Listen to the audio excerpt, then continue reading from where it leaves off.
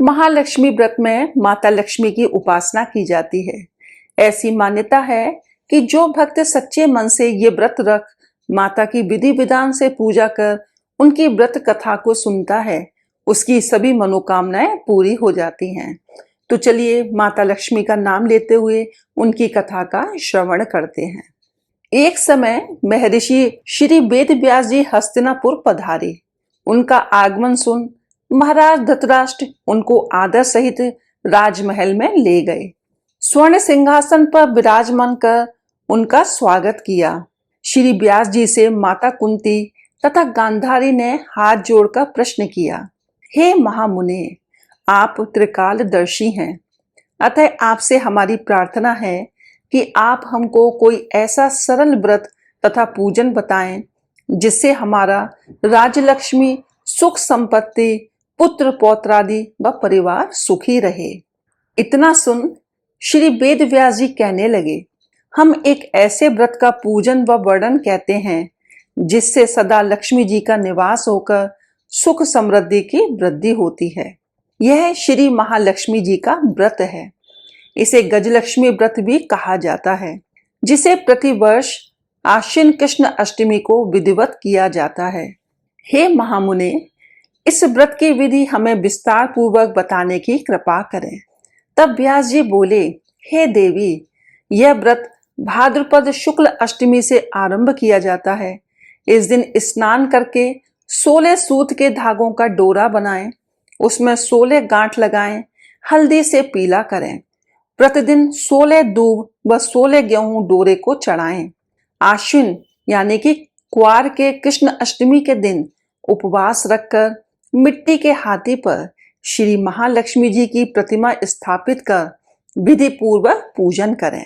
इस प्रकार श्रद्धा भक्ति सहित महालक्ष्मी जी का व्रत पूजन करने से आप लोगों की राजलक्ष्मी में सदा अभिवृद्धि होती रहेगी। इस प्रकार व्रत का विधान बताकर श्री वेद व्यास जी अपने आश्रम को प्रस्थान कर गए। इधर समयानुसार भाद्रपद शुक्ल अष्टमी से गांधारी तथा कुंती अपने अपने महलों में नगर की स्त्रियों सहित व्रत को आरंभ करने लगी। इस प्रकार 15 दिन बीत गए। 16वें दिन आश्विन कृष्ण अष्टमी के दिन गांधारी ने नगर की सभी प्रतिष्ठित महिलाओं को पूजन के लिए अपने महल में बुलवा लिया। माता कुंती के यहाँ कोई भी महिला पूजन के लिए नहीं आई। साथ ही माता कुंती को भी गांधारी ने नहीं बुलाया। ऐसा करने से माता कुंती ने अपना बड़ा अपमान समझा।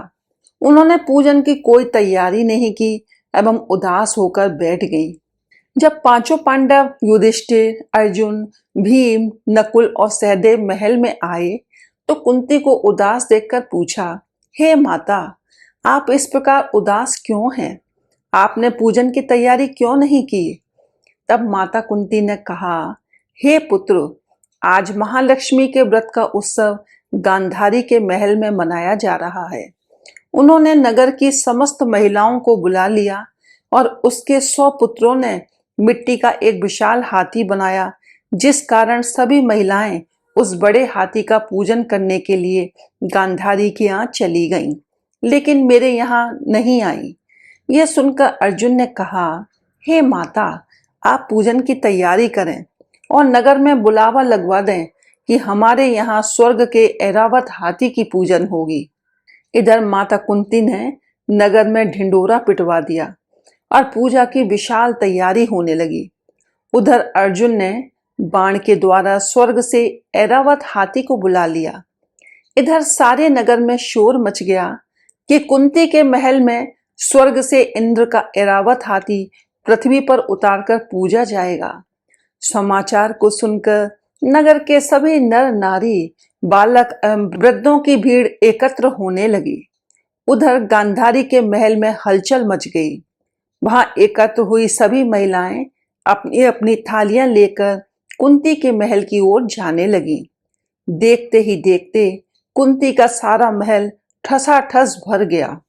माता कुंती ने ऐरावत को खड़ा करने हेतु अनेक रंगों के चौक पुरवाकर नवीन रेशमी वस्त्र बिछवा दिए। नगरवासी स्वागत की तैयारी में फूलमाला, अबीर, गुलाल, केसर हाथों में लिए पंक्तिबद्ध खड़े थे। जब स्वर्ग से ऐरावत हाथी पृथ्वी पर उतरने लगा तो उसके आभूषणों की ध्वनि गूंजने लगी। ऐरावत के दर्शन होते ही जय जयकार के नारे लगने लगे। सायंकाल के समय इंद्र का भेजा हुआ हाथी ऐरावत माता कुंती के भवन के चौक में उतर आया। तब सब नर नारियों ने पुष्पमाला, अबीर, गुलाल, केशर आदि सुगंधित पदार्थ चढ़ाकर उनका स्वागत किया। राज पुरोहित द्वारा ऐरावत पर महालक्ष्मी जी की मूर्ति स्थापित करके वेद मंत्र उच्चारण द्वारा पूजन किया गया। नगरवासियों ने भी महालक्ष्मी पूजन किया। फिर अनेक प्रकार के पकवान लेकर ऐरावत को खिलाए और यमुना का जल उसे पिलाया गया। राज्य पुरोहित द्वारा स्वस्ति वाचन करके महिलाओं द्वारा महालक्ष्मी का पूजन कराया गया। 16 गांठों वाला डोरा लक्ष्मी जी को चढ़ाकर अपने अपने हाथों में बांध लिया। ब्राह्मणों को भोजन कराया गया। दक्षिणा के रूप में स्वर्ण आभूषण, वस्त्र आदि दिए गए। इसके बाद महिलाओं ने मिलकर मधुर संगीत लहरियों के साथ भजन कीर्तन कर संपूर्ण रात्रि महालक्ष्मी व्रत का जागरण किया। दूसरे दिन प्रातः राज्य पुरोहित द्वारा वेद मंत्र उच्चारण के साथ जलाशय में महालक्ष्मी जी की मूर्ति का विसर्जन किया गया। फिर ऐरावत को विदा कर इंद्रलोक को भेज दिया। इस प्रकार जो स्त्रियां श्री महालक्ष्मी जी का विधि पूर्वक व्रत एवं पूजन करती हैं, उनके घर धन धान्य से पूर्ण रहते हैं तथा उनके घर में महालक्ष्मी जी सदा निवास करती हैं। तो इसलिए महालक्ष्मी जी की ये स्तुति अवश्य बोलें। महालक्ष्मी नमस्तुभ्यं, नमस्तुभ्यं सुरेश्वरी, हरि प्रिये नमस्तुभ्यं, नमस्तुभ्यं दयानिधे। बोलो लक्ष्मी मैया की जय हो।